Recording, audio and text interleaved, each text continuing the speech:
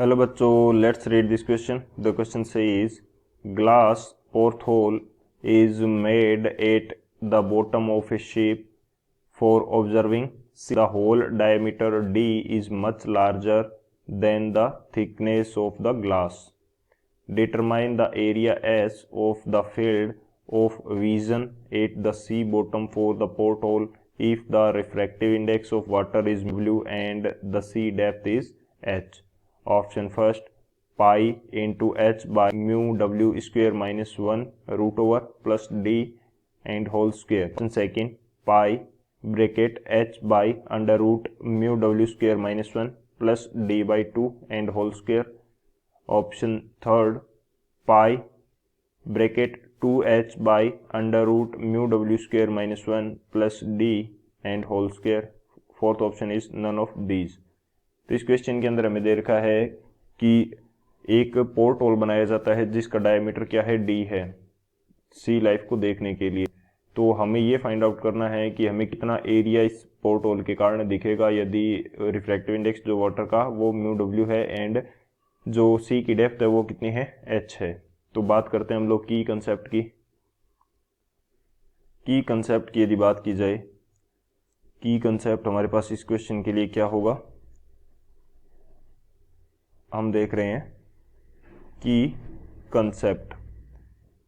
तो की कंसेप्ट हमारे पास यूज होगा, वो हम देखेंगे क्रिटिकल एंगल का कंसेप्ट, कि क्रिटिकल एंगल का कंसेप्ट क्या होता है. क्रिटिकल एंगल तो क्रिटिकल एंगल जो होता है वो बेसिकली वो एंगल ऑफ इंसिडेंस है जिसके बाद में यदि हम एंगल ऑफ इंसिडेंस को बढ़ाते हैं तो हमारे पास रे लाइट टोटल इंटरनली रिफ्लेक्ट कर जाती है. तो यहाँ पे मैं बनाने की कोशिश करता हूँ कि हमारे पास ये वाटर सरफेस है एंड ये हमारे पास क्या है, वाटर है. तो रे ऑफ लाइट हमारे पास ये इस सरफेस के लिए क्या हो जाएगा, मैं मान लेता हूँ कि ये नॉर्मल है. तो रे ऑफ लाइट वाटर से आ रही है एयर की तरफ, तो ये जो एंगल है इसको मैं बोल देता हूँ थीटा सी, यानी कि critical angle.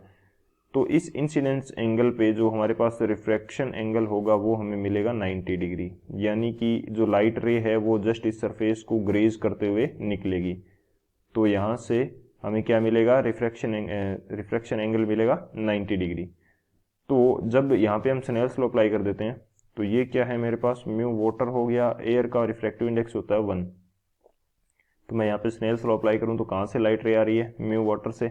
Snell's law basically क्या कहता है कि mu 1 into sine i is equal to mu 2 into sine r into mu 2 into sine r. तो म्यू 1 क्या है, जहाँ से लाइट रे आ रही है, तो वो हमारे पास है म्यू डब्ल्यू.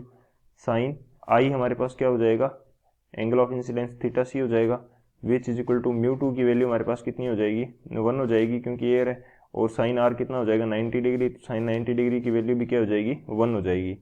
तो यहाँ से यदि देखें तो हमारे पास साइन थीटा सी की वैल्यू क्या आ रही है, साइन थीटा सी, इसकी वैल्यू आ रही है 1 बाई म्यू डब्ल्यू. ये हमारे पास कंसेप्ट रहता है क्रिटिकल एंगल का, और इस कंसेप्ट की हेल्प से हम लोग फाइंड आउट करेंगे हमारे क्वेश्चन का आंसर. तो बात करते हैं हम लोग सॉल्यूशन की. तो सॉल्यूशन की यदि बात की जाए, सॉल्यूशन तो वो हमारे पास क्या होगा, मैं यहाँ पे बनाता हूँ कि ये मेरे पास क्या है, सी सरफेस है, ये मेरे पास सी सरफेस है, और यहाँ कहीं हमारे पास सी के अंदर हमने क्या बनाया है, होल बनाया है. तो हमें कितना एरिया दिखाई देगा वो देख लेते हैं, समझने की कोशिश करते हैं. मैं मान लेता हूँ कि यहाँ पे मेरे पास कोई पॉइंट है, उससे लाइट रे आ रही है जो कि यहाँ पे इंसिडेंस होती है किस एंगल पे, इस पॉइंट से मैं मान लेता हूँ, चलो कोई दिक्कत नहीं है, इस पॉइंट से मान लेते हैं. तो यहाँ पे लाइट रे इंसिडेंट हो रही है, ये इस सरफेस के लिए नॉर्मल हो गया, ये वो फाइनल लाइट रे है जो कि हमें दिखाई देगी. इसको मैं मान लेता हूँ कि ये क्रिटिकल एंगल थीटा सी के ऊपर इंसिडेंट हो रही है. ये क्या हो रही है, क्रिटिकल एंगल थीटा सी के ऊपर.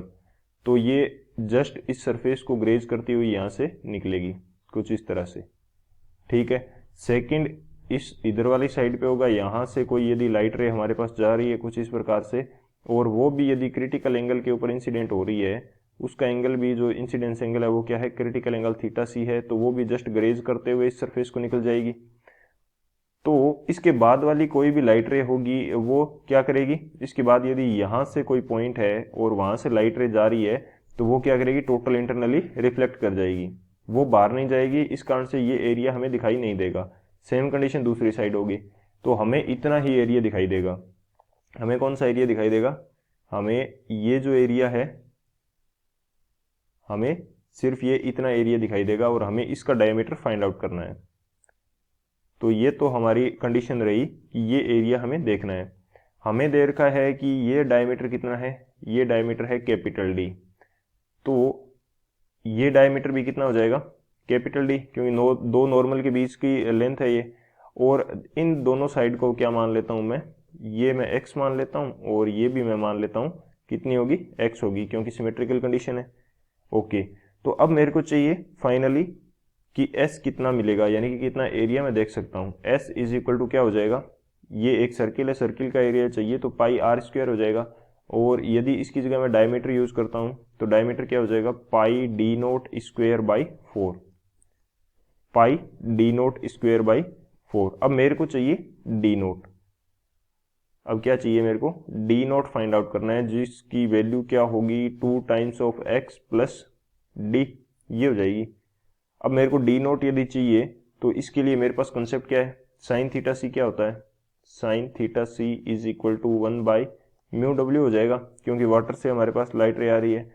अब एक कंसेप्ट हमारे पास ये रहता है कि sine square theta plus cos square theta क्या होता है हमारे पास, 1 होता है।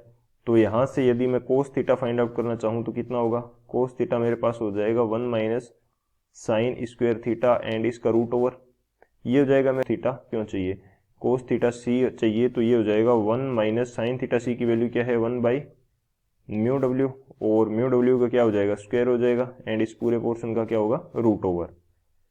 तो जब इसको हम एलसीएम लेने के बाद में सोल्व करेंगे तो कोस थीटा सी की वैल्यू क्या आ जाएगी, म्यू डब्ल्यू square minus 1 by mu W, mu W, और ऊपर वाले पोर्शन का क्या होगा, रूट ओवर होगा, तो नीचे म्यू डब्ल्यू स्क्वायर से क्या बच जाएगा, म्यू डब्ल्यू बच जाएगा। तो ये हमारे पास आ गया कोस थीटा सी। अब मेरे को x चाहिए, तो इन दोनों ट्राइंगलों में से मैं कोई भी एक ट्राइंगल लगा लेता हूँ। यहाँ पे मैं बोल देता हूँ ये ए बी एंड सी है, तो ट्राइंगल कौन सा ले लेता हूँ मैं, ए बी सी ले लेता हूँ।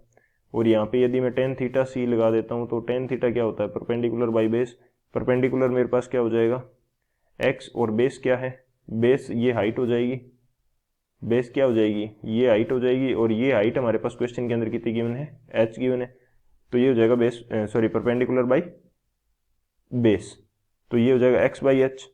तो अब मेरे को चाहिए टेन थीटा सी, और टेन थीटा सी क्या होता है, बेसिकली यदि मैं sine theta c by cos theta c कर दूं तो मेरे को टेन थीटा सी मिल जाएगा।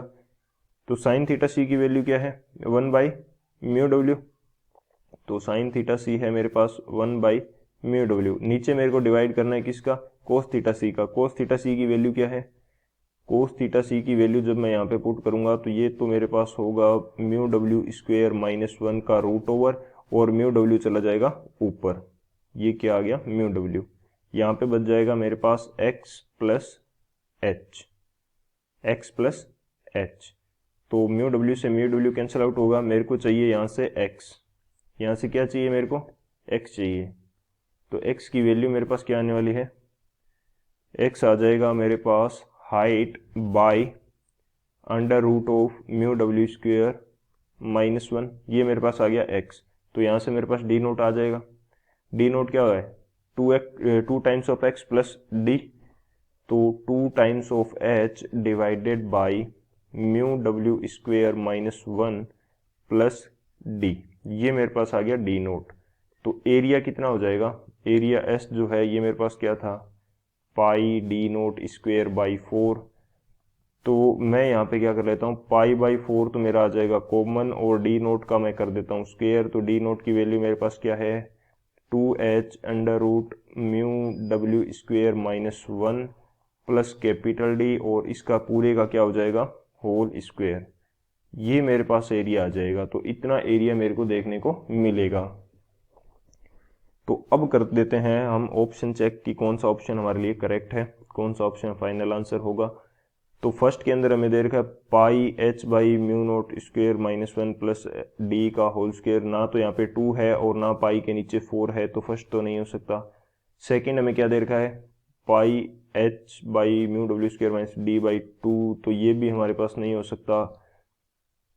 थर्ड हमें क्या दे रखा है, थर्ड हमें गिवन है क्वेश्चन के अंदर, नहीं सेकंड जो है ये हमारे पास हो सकता है। इसको एक बार फिर से देख लेते हैं। हमारे पास एस क्या है, हमारा एस आ रहा था pi by 4 into 2h plus sorry 2h by mu डब्ल्यू स्क्वेयर माइनस 1, म्यू डब्ल्यू स्क्वेयर माइनस 1 इसका रूट ओवर है, और प्लस है हमारे पास d, और इस पूरे का क्या है होल स्क्वेयर।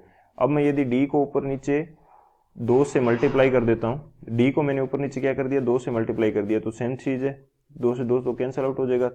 तो अब मैं क्या कर देता हूँ कि d को 2 को मैं क्या कर लेता हूँ कॉमन ले लेता हूँ।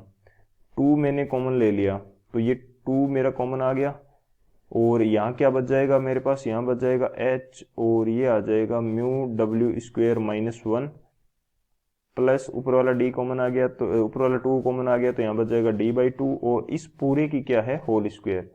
तो इस 2 की भी स्क्वायर होगी, इस 2 की स्क्वायर क्या हो जाएगी 4 हो जाएगी, इस 2 की स्क्वायर क्या हो जाएगी, यदि मैं इसको स्क्वायर ब्रैकेट से बाहर निकाल लेता हूँ तो ये मेरे पास क्या हो जाएगा 4 हो जाएगा, यहाँ पे स्क्वायर ब्रैकेट है हमारे पास, तो 4 से 4 कैंसिल आउट हो जाएगा, और ये जो सेकंड ऑप्शन के अंदर हमें दे रखा है वो बच जाएगा pi into h by mu डब्ल्यू स्क्वायर माइनस 1 का root over plus D by 2 का होल स्क्वायर। तो ये सेकंड जो है ये हमारा करेक्ट होगा, सेकंड हमारा रॉन्ग नहीं है, सेकंड करेक्ट है।